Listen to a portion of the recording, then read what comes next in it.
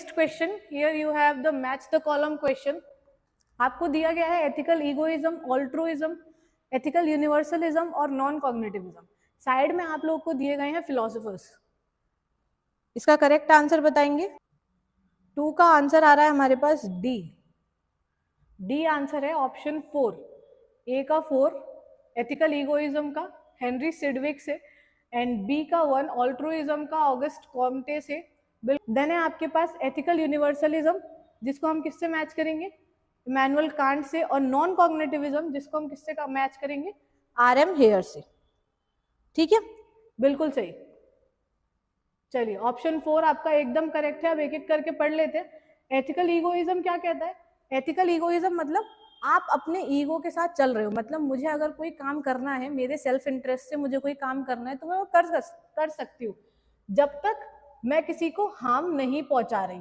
ठीक है, तब तक वो एथिकल है, जब तक मैं किसी को हार्म नहीं पहुंचा रही। अगर मैं किसी को हार्म पहुंचा रही हूँ तो फिर वो एथिकल नहीं होगा।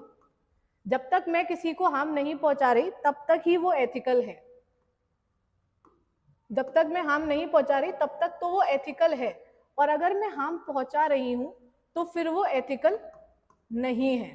तो एथिकल ईगोइज्म क्या कहता है कि जब आप अपने सेल्फ इंटरेस्ट से काम कर सकते हो जब तक वो किसी को हार्म नहीं पहुंचा रहा। ऑल्ट्रुइज्म क्या कहता है कि आप खुद का सोचे बिना, बिल्कुल आपने खुद के बारे में सोचना ही नहीं है, सिर्फ आपको क्या करना है, selfless concern for other. Ethical universalism क्या कहता है, कैटेगोरिकल इंपेरेटिव, कि अगर आप कोई भी प्रिंसिपल फॉलो कर रहे हो तो वो यूनिवर्सलाइज होना चाहिए। ठीक है, यूनिवर्सल मॉरल लॉ पे होना चाहिए।